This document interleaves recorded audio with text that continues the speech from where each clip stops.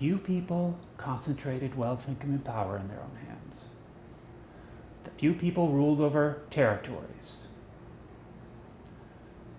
Success attracted competition. The concentration of wealth, income, and power into the hands of a few people made the competition to rule homicidal, genocidal, and even suicidal at times. For that reason, the few people became a few paranoid, oppressive, violent people. And a few paranoid, oppressive, violent people have needs and aspirations. Their needs and aspirations include achieve and maintain authority, power, order, and control. And so one of the ways that they do this is by enslaving communities of faithful believers to their own will. They gain influence over religious authority figures. Religious authority figures sell influence to the few paranoid, oppressive, violent people.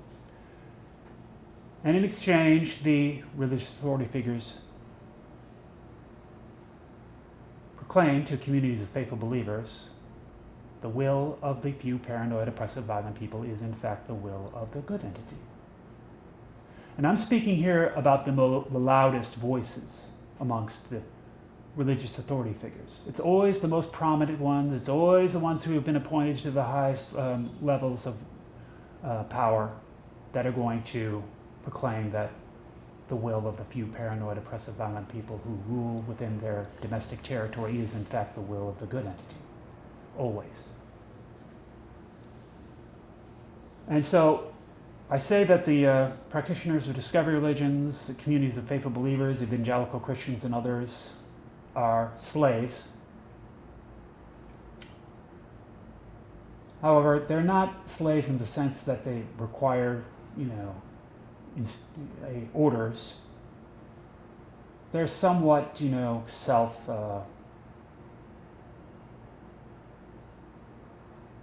semi-autonomous, really. They can think for themselves. They can go about their own business and navigate their habitats, and they can do all that. The slavery comes in when the few paranoid, oppressive, violent people want something from the communities of faithful believers. Like they want them to go march off to their own deaths in war in the interest of protecting the wealth, income, and power of the few paranoid, oppressive, violent people, or in the interest of expanding the wealth, income, and power of the few paranoid, oppressive, violent people. That is when the slavery kicks in, and they want something. But most of the time, people are on their own recognizance, so to speak. So they're slaves in search of a master, collaborators in search of tyrants. And we must not allow a tyrant to deflect blame from collaborators. And collaborators enable a criminal regime, a tyrant to rise to power. We must not allow these collaborators to escape from being held accountable